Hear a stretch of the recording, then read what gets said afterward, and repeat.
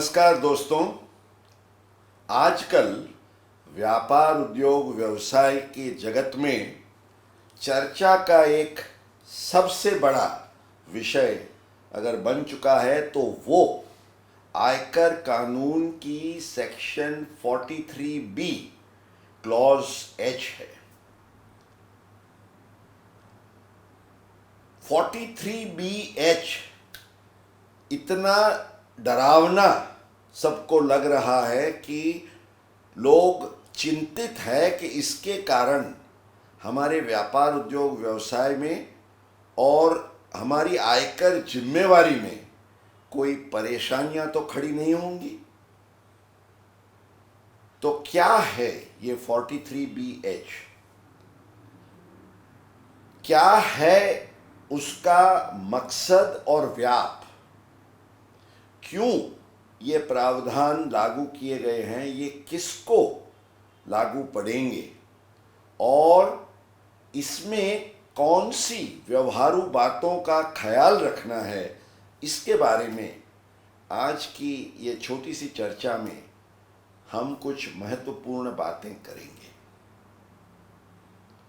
तो सबसे पहले शुरू करते हैं 43BH। अब क्लॉज H पर आए उसके पहले ये सेक्शन 43B क्या है और ये किसको लागू पड़ती है। तो सेक्शन 43B तो इनकम टैक्स एक्ट में कई सालों से है और इसका मुख्य आशय ये रहा है कि बिजनेसमैन और प्रोफेशनल्स जो बिजनेस या प्रोफेशनल इनकम दिखाते हैं, जिसका कंप्यूटेशन करते हैं और आम तौर से मर्केंटाइल सिस्टम ऑफ अकाउंटिंग जो फॉलो करते हैं, तो वो एक्रूअल सिस्टम से वो अपने डिडक्शंस क्लेम करते हैं कि भाई जैसे कोई एक म्यूनिसिपल टैक्स का बिल आया और वो भरने की आपकी जिम्मेवारी खड़ी हुई तो आपने उसका प्रोविजन कर दिया। अब ऐसी टैक्सेस, ड्यूटीज और कुछ स्पेशल टाइप्स के जो पेमेंट्स होते थे उसमें टैक्स पेयर्स क्या करते थे कि they would make a provision in their books, पर वो अपनी जिम्मेवारी की अदायगी नहीं करेंगे। समझिए कि आपने म्युनिसिपल टैक्स का प्रोविजन कर दिया पर आप वो टैक्स भरेंगे ही नहीं, या तो GST ले लो, माना आम तौर से सब टैक्सेस और ड्यूटीज इसके कवरेज में हैं। जो आपके कुछ अदरवाइज इंस्टीट्यूशनल फाइनेंस के पेमेंट्स हैं जिसके लिए आप डिडक्शन लेते हैं, एक और से डिडक्शन तो ले लेते हैं पर दूसरी ओर से पेमेंट नहीं करते हैं, तो इसके लिए ये सेक्शन 43B जैसे सबको एक ध्यान है कई सालों से अमल में है। अब ये 43BH ये जो नया एक क्लॉज आया उसका पर्पस खास तौर से जो माइक्रो और स्मॉल एंटरप्राइजेज है उनके हित को सुरक्षित करने का है। और ये फाइनेंस एक्ट 2023 में फाइनेंशियल ईयर 2023-24 अर्थात असेसमेंट ईयर 2024-25 से ये लागू हो रहा है, इसलिए ये पहला साल है। तो इसके इम्प्लीकेशंस के बारे में काफ़ी कुछ वाद विवाद भी होना शुरू हो गया है। तो सबसे पहले ये 43BH क्या कहता है। 43BH ये कहता है कि any sum payable by a taxpayer engaged in business or profession to a micro or small enterprise which is paid or made beyond the prescribed time limit under section 15 of the MSMED Act. MSMED Act का जब हम जिक्र करते हैं तो micro small and medium enterprises development act है, उसका हम जिक्र करते हैं। तो ये कहा गया है इसमें कि ये तीन चीज़ें, any sum payable to any micro or small enterprise which is paid beyond the prescribed time limit as per the MSMED Act shall be allowed only in the year in which the actual payment is made. माना अब तक क्या होता था कि आप कोई भी माइक्रो या स्मॉल इंटरप्राइज से जब कोई वित्तीय व्यवहार करते थे, मान लीजिए कोई परचेज करते थे, कोई सर्विसेज अवेल करते थे, तो उसका प्रोविज़न आप अपने बुक्स में कर देते थे। और इस प्रोविज़न के संदर्भ में अगर आप accrual system, mercantile system follow करते हैं तो आपको डिडक्शन सीधा ले लेते थे। मान लीजिए आपने 1-2 साल तक पेमेंट नहीं किया तो भी। अब प्रावधान ये आ गया, जैसे 43B के अदर प्रोविजंस हैं उसी लाइन पर, कि आप जब एक्चुअल पेमेंट करेंगे तभी आपको ये डिडक्शन मिलेगा। इसका मतलब ये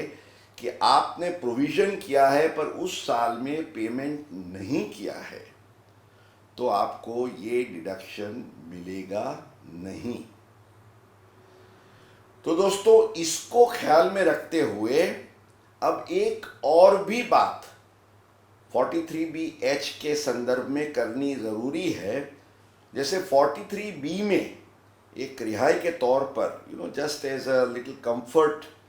एक ऐसा भी लिबरल प्रोविज़न अभी और केसेस के लिए प्रवर्तमान है, including taxes, duties and all other payments, कि आपने अकाउंटिंग ईयर के एंड तक, माना कि 31 मार्च तक पेमेंट नहीं किया, पर आपका रिटर्न जब उसकी ड्यू डेट आती है, माना 31 जुलाई हो सकती है, या अगर आपके केस में टैक्स ऑडिट है तो 31 अक्टूबर हो सकती है, कंपनी के केस में 30 नवंबर, अगर स्पेशल प्राइसिंग वगैरह के प्रोविजंस लागू पड़ते हैं तो ये माना आपकी जो रिटर्न की ड्यू डेट है वो ड्यू डेट तक भी अगर आप वो जो आउटस्टैंडिंग है उसका एक्चुअल पेमेंट कर सकते हैं तो आप वित्तीय वर्ष जिसमें आपने प्रोविज़न किया है एक्रूअल बेसिस पर, वो आप उसका डिडक्शन ले सकते हैं। पर ये 43BH सबको डरावना इसलिए लग रहा है क्योंकि इसमें एक प्रोविज़ो के तौर से स्पेशल बात कही गई है कि ये जो है और जो आपको छूट मिलती थी टू पे अंटिल द ड्यू डेट, ये छूट आपको 43BH के प्रोविज़न के संदर्भ में मिलेगी नहीं। ये एक खास ख्याल में रखने वाली बात है as compare to the other 43 के क्लॉज ए से लेके क्लॉज जी तक की जो प्रोविजंस हैं उसकी कंपैरिजन में ये खास ख्याल में रखने वाली बात है। दोस्तों, अब सवाल खड़ा ये होता है कि माइक्रो और स्मॉल एंटरप्राइज किसको गिना जाता है। तो ये जो MSMED एक्ट है उसकी सेक्शन 7 में इसकी डेफिनेशन और इसके जो क्राइटेरिया ले डाउन किए गए हैं वो दिए गए हैं, और इसमें आपको 2 क्राइटेरियाज कंबाइंड, माना कॉम्बो है 2 क्राइटेरियाज के, 1 और 2। अगर दोनों में से एक भी फुलफिल नहीं होता है तो आपको वो कैटेगरी के यूनिट में आपकी गिनती नहीं होगी। तो सेक्शन 7 के तहत सबसे पहले जो हम माइक्रो एंटरप्राइज की बात करें, माना सबसे छोटे एंटरप्राइज की, तो ये जो 2 क्राइटेरिया है उसमें एक क्राइटेरिया है प्लांट एंड मशीनरी और इक्विपमेंट। तो उसमें भी क्या क्वालिफाई होता है क्या नहीं होता है वो उसके एक्ट के सेक्शन में विस्तार से या सर्कुलर नोटिफिकेशन से समझाया गया है। पर मोटी तौर से अगर हम बात करें तो उसके लिए प्लांट मशीनरी में फॉर अ माइक्रो एंटरप्राइज जो लिमिट है वो 1 करोड़ की है, और in the case of a small enterprise जो प्लांट मशीनरी और इक्विपमेंट्स की क्वालिफाइंग लिमिट है वो अमाउंट है 10 करोड़। अब सेकंड जो क्राइटेरिया है वो माइक्रो और स्मॉल के लिए, तो माइक्रो में सेकंड क्राइटेरिया जो है वो टर्नओवर का है, माना 1 करोड़ का प्लांट मशीनरी और टर्नओवर 5 करोड़ से कम है तो उसको माइक्रो यूनिट गिना जाता है। और अगर हम स्मॉल एंटरप्राइज की बात करें तो स्मॉल एंटरप्राइज में qualifying amount of plant and machinery 10 crore है, पर जो उसका टर्नओवर है वो अमाउंट है 50 करोड़। तो 10 करोड़ और 50 करोड़, और पहले केस में 1 करोड़ और 5 करोड़, ये अमाउंट्स, ये आपको किसको माइक्रो गिनेंगे, किसको आप स्मॉल एंटरप्राइज गिनेंगे। भले एमएसएमईडी एक्ट में मीडियम की भी बात है, लेकिन 43B के दायरे में ये जो मीडियम एंटरप्राइज है उसका समावेश नहीं किया गया है, ये भी आपको ख्याल रखना है। अब 43BH की हमने जो डेफिनेशन देखी और प्रोविजन देखा, उसमें एक स्पेसिफिक टर्म आता था प्रिस्क्राइब्ड टाइम लिमिट, क्योंकि 43BH कब अट्रैक्ट होता है, अगर आपने माइक्रो या स्मॉल एंटरप्राइज को स्पेसिफाइड या प्रिस्क्राइब्ड टाइम लिमिट में पेमेंट नहीं किया तो ये प्रिस्क्राइब्ड टाइम लिमिट क्या है, तो ये प्रिस्क्राइब्ड टाइम लिमिट है वो एमएसएमईडी एक्ट की सेक्शन 15 में है, जिसका जिक्र 43BH में भी किया गया है। तो ये सेक्शन 15 का प्रावधान क्या कहता है, तो इसमें 2-3 परिस्थितियों को ख्याल में रखना है। सबसे पहले ये कहा गया है कि जहां मान लीजिए कोई भी एग्रीमेंट नहीं है in writing regarding the time limit, तो उस केस में the prescribed time limit will be just 15 days, 15 दिन होंगे। और आप by an agreement in writing ज़्यादा भी समय रख सकते हैं। अब जिस केस में एग्रीमेंट इन राइटिंग है और उसमें टाइम लिमिट का निर्देश किया गया है, मान लीजिए कि 60 दिन, 90 दिन, 120 दिन, तो ये कहते हैं कि जो आपकी टाइम लिमिट हो वो या 45 days, which ever is less. माना समझिए आपका एग्रीमेंट ये कह रहा है कि 30 days is the time limit, तो 30 डेज होगा, पर आप ये कहते हैं कि हमारा टाइम लिमिट 60, 90 या 120 होगा तो वो नहीं चलेगा। फॉर पर्पसेस ऑफ सेक्शन 15 ज़्यादा से ज़्यादा आपको जो समय दिया गया है for making the payment to remain within the scope of section 15 वो है 45 डेज। तो दोबारा हम याद कर लें कि जहाँ कोई एग्रीमेंट इन राइटिंग नहीं है तो 15 डेज, जहाँ एग्रीमेंट इन राइटिंग है तो वो समय या 45 days, which ever is less. अब सेक्शन 43BH और उसके साथ एमएसएमईडी एक्ट के जो सेक्शन 7 और 15 के इम्पॉर्टेंट प्रोविजंस देखने के बाद अब हम कुछ इश्यूज इस तरीके से एग्जामिन करेंगे कि कौन से केसेस में कौन से वित्तीय व्यवहार या कौन से पेमेंट के ट्रांजैक्शंस जो आप माइक्रो या स्मॉल एंटरप्राइज के साथ करते हैं, पर जिसके संदर्भ में आपको 43BH के प्रावधान लागू नहीं पड़ते हैं। तो इसमें सबसे पहले ये समझिए कि the most important condition is कि जो एमएसएमईडी एक्ट के तहत यूनिट रजिस्टर्ड ही नहीं है तो उसको कानून कोई सुरक्षित या संरक्षण देने का मकसद नहीं रखता है। माना अगर कोई भी फ़ायदा लेना चाहता है कोई माइक्रो या स्मॉल एंटरप्राइज टाइमली पेमेंट का डिले न हो उसके बारे में, क्योंकि और भी प्रोविजंस हैं कि अगर डिले होता है तो इंटरेस्ट का भी प्रोविज़न करना पड़े वगैरह वगैरह। पर ये सब जो है वो पिक्चर में ही नहीं आता है अगर यूनिट इज़ नॉट रजिस्टर्ड। तो सबसे पहले तो अगर यूनिट जो है एंटिटी है वो MSMED एक्ट में रजिस्टर्ड नहीं है, और जब आप रजिस्टर्ड होते हो तो आपको एक उद्यम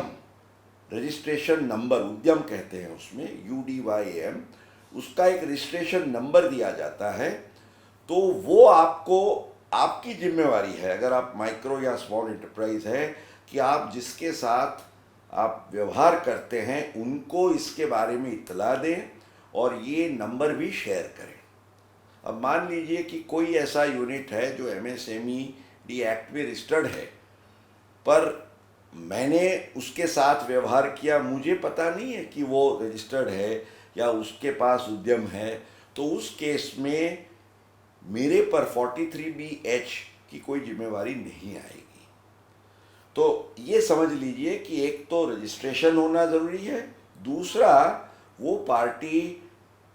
मेरे साथ अपना उद्यम नंबर शेयर करे और मुझे इसकी जानकारी दे, ये भी इतना ही ज़रूरी है। तीसरी एक बहुत महत्वपूर्ण बात है जो शायद कई लोगों को ध्यान में नहीं है और इसके बारे में काफ़ी कुछ कन्फ्यूजन भी प्रिवेल हो रहा है, इसलिए I would like to bring a clarity. अब हम ये समझते हैं कि जो सप्लायर ऑफ एनी गुड्स और any person who render services, ऐसी कोई भी एंटिटी हो वो माइक्रो स्मॉल एंटरप्राइज जो है उसके दायरे में आती है। But at the same time मान लीजिए कोई ट्रेडर है जो मैन्युफैक्चरर नहीं है या कोई सर्विसेज रेंडर नहीं करता है, गुड्स का सप्लाई करता है पर मैन्युफैक्चर नहीं करता है, तो इस केस में केवल ट्रेडर्स जो है, अब MSMED एक्ट में 2020-21 में ट्रेडर्स के लिए एक विशेष छूट ये दी गई कि उनको प्रायोरिटी लेंडिंग का फ़ायदा मिले। इस मकसद से, इस हेतु से उनको MSMED एक्ट के दायरे में समावेश किया गया, but for this limited purpose. तो उसका जब नोटिफिकेशन आया उसमें ये कहा गया कि भाई इनको जो सुरक्षा मिलेगी वो या तो जो एक विशेष प्रिविलेज या फ़ायदा मिलेगा, that will be only for purposes of the priority lending. Otherwise जो केवल कोई ट्रेडर है,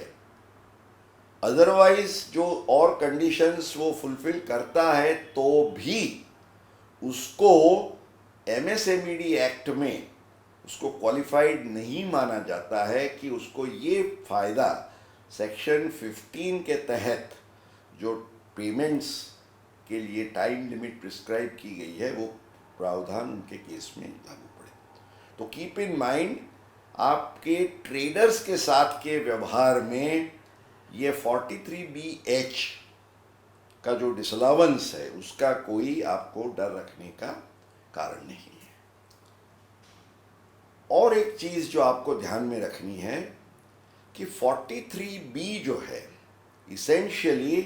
जो सेक्शन 28 से लेके section 44 of the income tax act है, जिसके तहत आपको कौन कौन से डिडक्शंस मिले आपकी बिजनेस इनकम या प्रोफेशनल इनकम के कंप्यूटेशन में, उससे उसका एक सीधा नाता है। अब मान लीजिए आपने कोई माइक्रो या स्मॉल एंटरप्राइज के पास से कोई एक चीज़ खरीदी जिसका खर्च जो है आपके अकाउंटिंग के पॉइंट ऑफ व्यू से वो कैपिटल एक्सपेंडिचर है, कैपेक्स है, जिसके लिए आपको डेप्रिसिएशन का फ़ायदा लेना होता है, आपको कोई सीधा बिजनेस एक्सपेंडिचर के तौर से कोई खर्च या डिडक्शन का फ़ायदा लेना नहीं होता है। तो because this is a capital expenditure, आपने अगर कोई माइक्रो या स्मॉल एंटरप्राइज के पेमेंट के संदर्भ में कोई डिले भी किया तो आपको 43BH का डिसअलाउंस लगेगा नहीं, ये ख्याल में रखिए। इसके साथ आपको ये भी ध्यान में रखना है, जैसे मैंने आगे बताया, कि ये प्रावधान जो है ये लागू पड़ रहा है वित्तीय वर्ष 2023-24, माना जो कमिंग असेसमेंट ईयर है 2024-25 उससे। तो इसका मतलब ये हुआ कि जो भी आउटस्टैंडिंग बैलेंसेस आपके अगले साल 22-23 में, माना 31 मार्च 2023 के रोज कोई पेमेंट, कोई माइक्रो या स्मॉल एंटरप्राइज का आउटस्टैंडिंग था और आपने उसको आउटस्टैंडिंग रहने दिया, इस साल में उसका पेमेंट नहीं किया है, पूरे साल बीत गया तो भी, तो दोस्तों इसके लिए भी 43BH कैनॉट बी इन्वोक्ड, वो लागू नहीं पड़ेगा। क्यों? क्योंकि ये जो है ये करंट फाइनेंशियल ईयर, माना 1 अप्रैल 2023 से जो ट्रांजैक्शंस होते हैं उसी के संदर्भ में ये प्रोविजन लागू पड़ेगा। अब कई लोगों के मन में ये ख्याल है कि अगर ये साल में हमारा एक भी पेमेंट माइक्रो या स्मॉल एंटरप्राइज को, क्योंकि आप तो सीरीज ऑफ ट्रांजैक्शंस करते हैं, एक भी पेमेंट कोई डिले हो गया, ये जो आगे हमने प्रिस्क्राइब टाइम लिमिट देखी उसके संदर्भ में, तो ऑटोमेटिक 43BH लग जाएगा। दोस्तों ये जो एक ख्याल है वो गलत है, क्योंकि आपको ये ध्यान में रखना है कि मान लीजिए 1 अप्रैल से शुरू करके आपके इस ईयर के ट्रांजैक्शंस जो भी समय समय पे होते रहे हैं, 43BH कब इन्वोक होगा? If the payment is not made during the financial year. माना अगर आप 31 मार्च तक भी, समझिए अप्रैल ऑफ 23 का कोई एक ट्रांजैक्शन था, उसका पेमेंट आपने मई, जून, जुलाई, अगस्त वगैरह में नहीं किया आप, लेकिन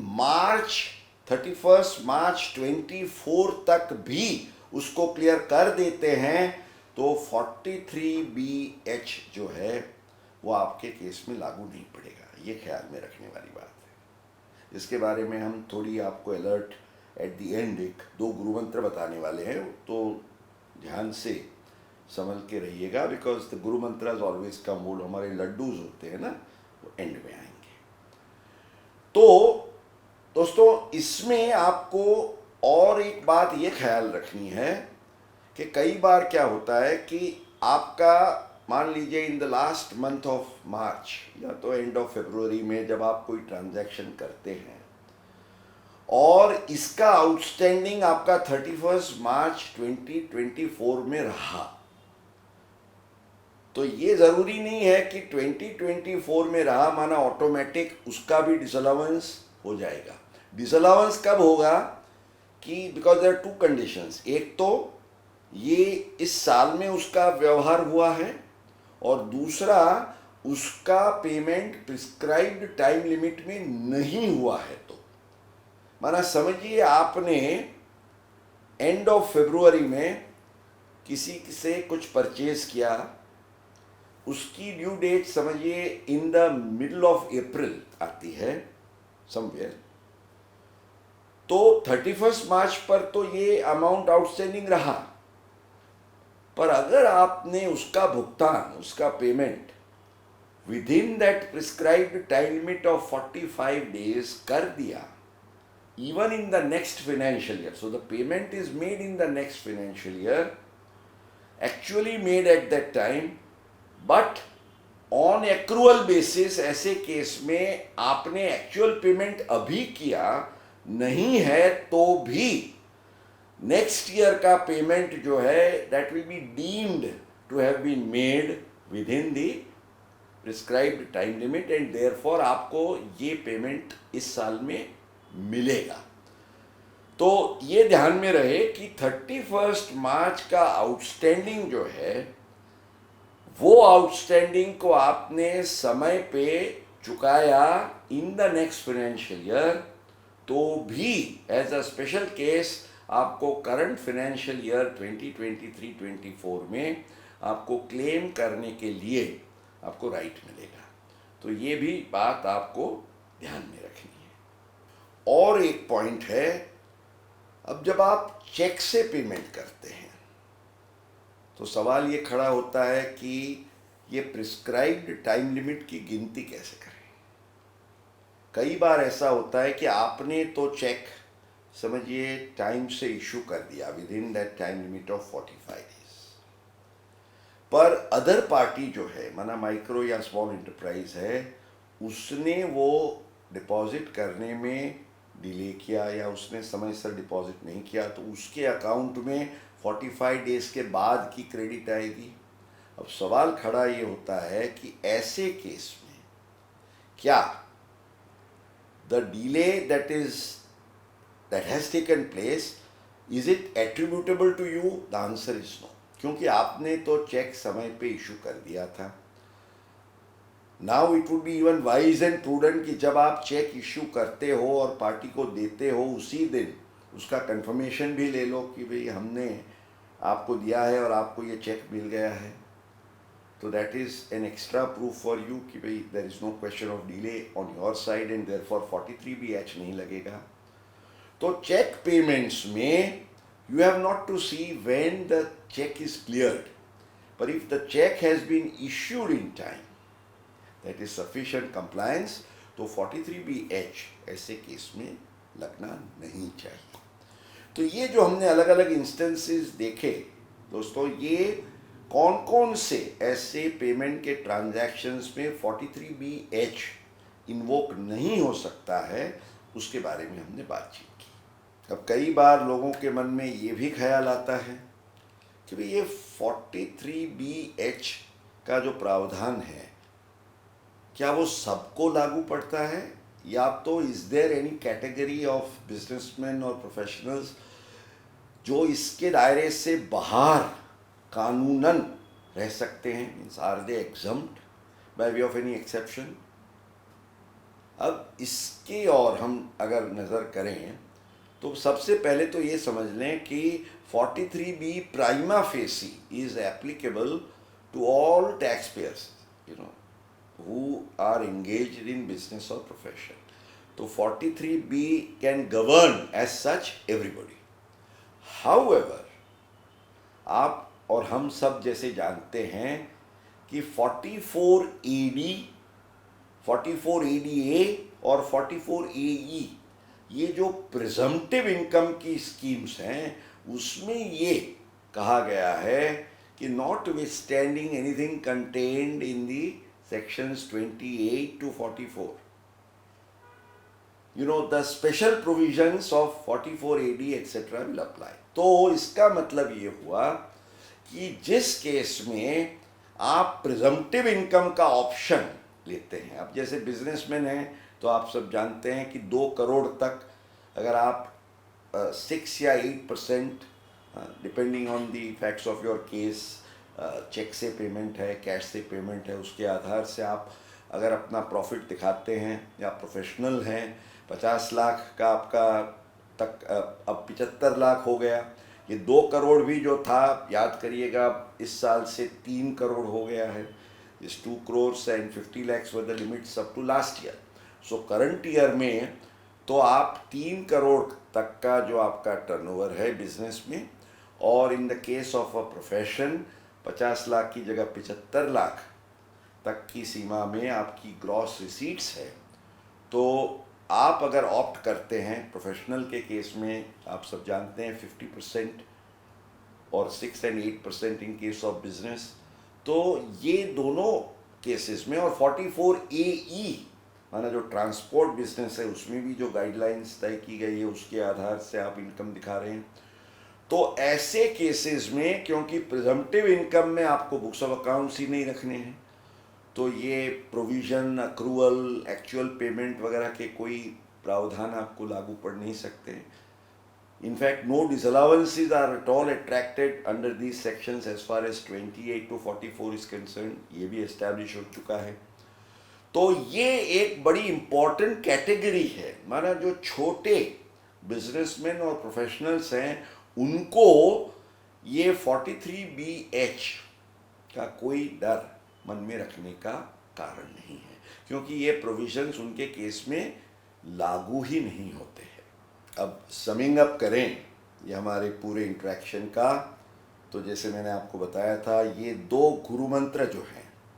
वो अगर आप ध्यान में रखेंगे तो जैसे हम कहते हैं कि if you keep these 2 mantras in attention, you will be completely free from any tension as far as 43P is concerned. तो दोस्तों ये क्या है 2 गुरु मंत्र? हालांकि अब वित्तीय वर्ष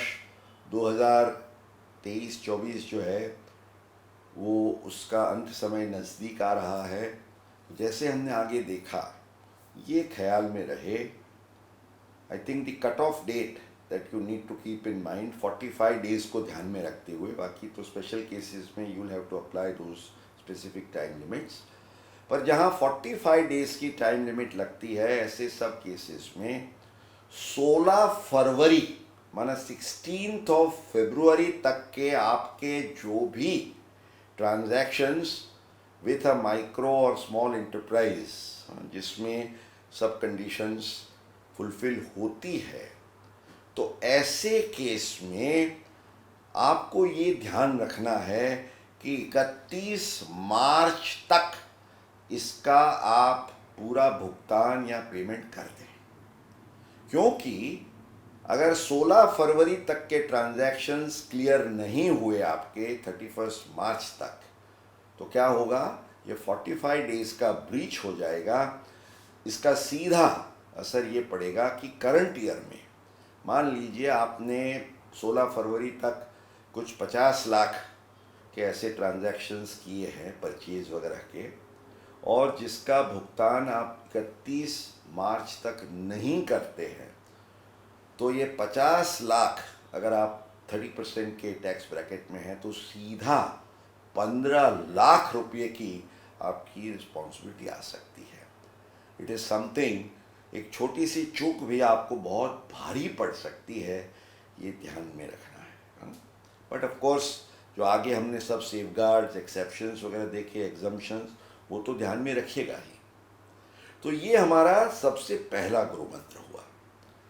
अब दूसरी बात गुरु मंत्र की यह है कि 16 फरवरी के बाद और 31 मार्च तक के जो आपके ट्रांजैक्शंस हैं उसका पेमेंट ऑब्वियसली 45 डेज जो है वो इस साल में होता नहीं है, और जैसे हमने आगे देखा कि वो नेक्स्ट ईयर में जाता है।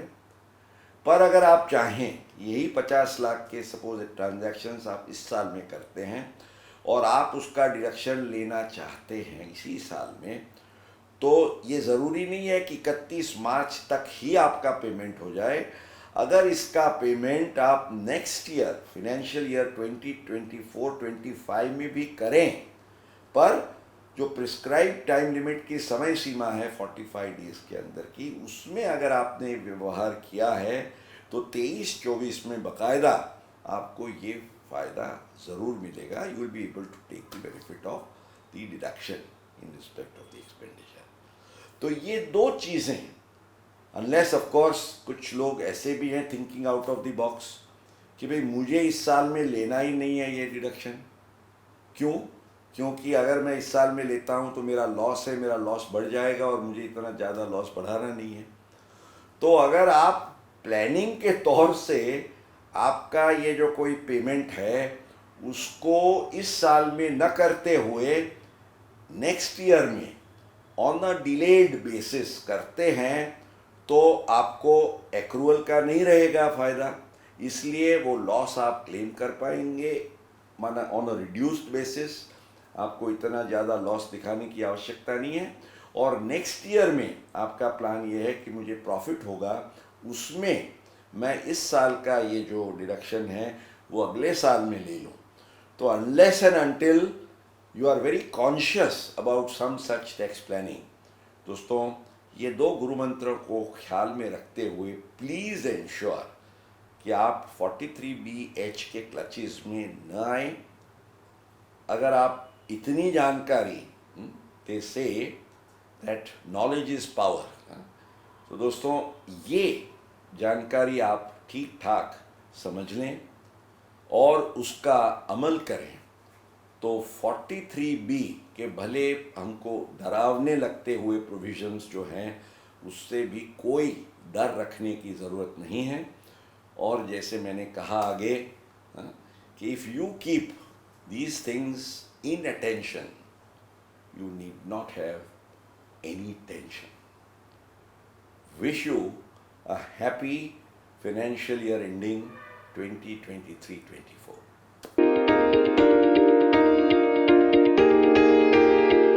Please subscribe and don't forget to press the bell icon to get notified whenever we upload a new video.